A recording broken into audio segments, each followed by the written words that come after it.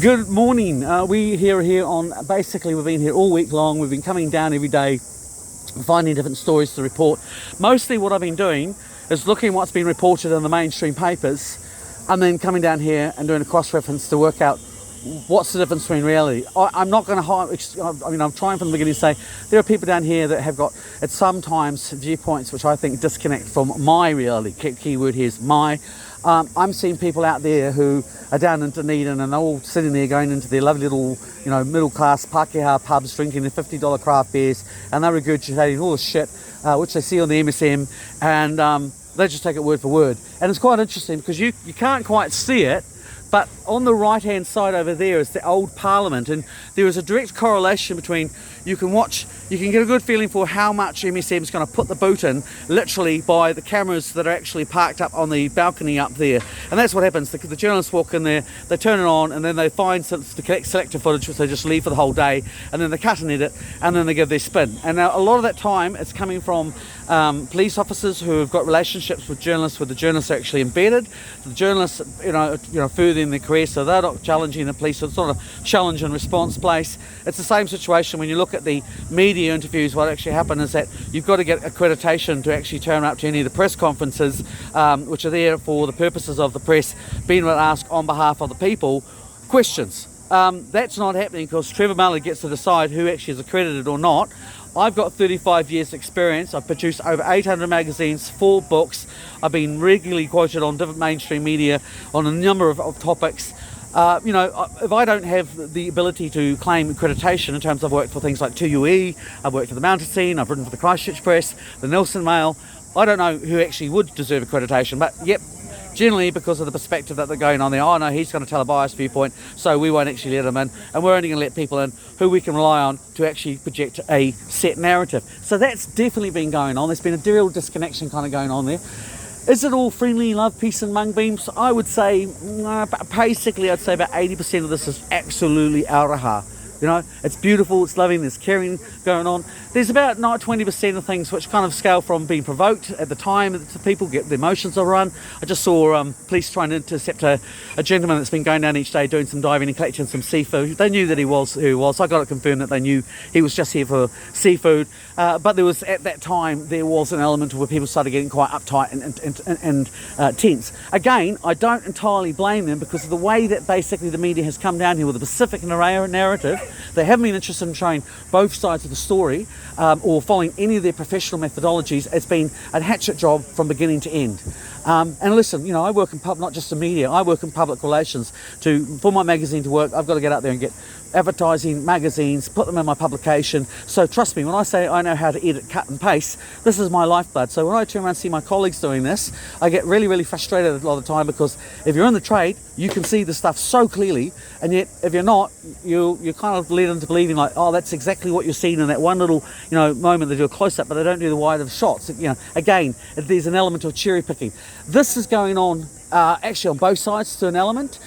We see things like Counterspin, who are promoting a Republican theme. They're down here. They don't like the idea of the Commonwealth laws actually supporting, basically giving us the Commonwealth customary rights plus the tikanga. They want us to basically the position where we're kind of that 1990 Bill of Rights where hapu and whānau actually have no rights whatsoever at all. So there is that component.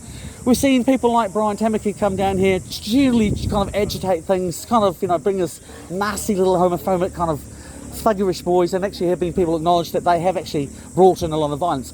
Good news is they've actually fucked off, and largely they fucked off because they said they were going to bring a whole bunch of troops down here. Tamaki stirred the pot. He could see that if he provided a bit of leverage to the bullshit factory, then they would turn around, and sure enough, they went up to Rotorua. They did a meeting with Kaitaki Adventures and other iwi as part of this whole trying to get the corporate iwi on board.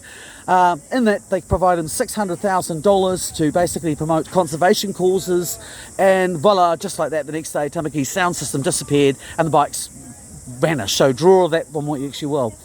I'm at a point now where I'm hoping that my YouTube clips will download once I get out of this area, because this morning I've come down here and they're not letting me, that's not actually happening. So it's another ability of controlling the narrative and actually really quite people go on about the sinister aspects of democracy. Well, that doesn't, when you're having to actually lie and manipulate your argument, it doesn't provide you with a lot of credibility. And what we're seeing here is that all of these public relations and all these little PR tricks that are brought out, don't forget that our Prime Minister actually is a communications expert. They've rolled them out. But what they haven't really taken into account is that for everything they put on the media, there's probably about 1,000 telephones down here that are coming along, photographing that. That's going into the wider whānau grapevines. So basically what the mainstream media are doing is they're really basically creating a job for themselves where they're undermining their own credibility.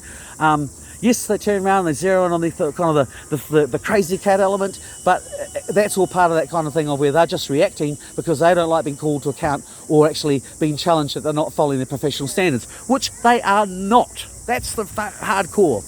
They've gone out there and they've criticised the whole idea that we should have corporate-based, social media censorship, but at the same time they're turning around and they're looking at things like, Russia and the Ukraine, and they're like, oh, isn't it terrible what he's doing? But going, we're doing exactly the same situation. This is the reason why we do want to encourage citizen journalism, why we don't want to actually have censorship on social media, because it calls those people to account, and they fucking hate it. So that's been my week down here in Wellington at the Bullshit Factory. I'm heading down to returning to the mainland. We'll put all these stories all together on one sheet, which we'll start by putting it actually out to our subscribers, and then we'll turn around and start sharing it, and we'll promote it on Fresh FM, and we're planning to do a couple of shows on there as well. So once we've got all rolling, I'll put that out there and let you know. Thank you for everybody that's actually supported us down here.